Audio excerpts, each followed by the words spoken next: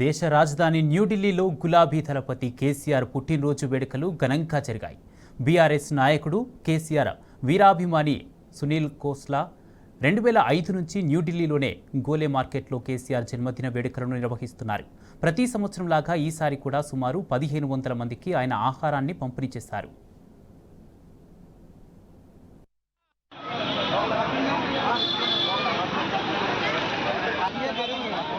आराम से एक लाइन में चलते रहते हैं।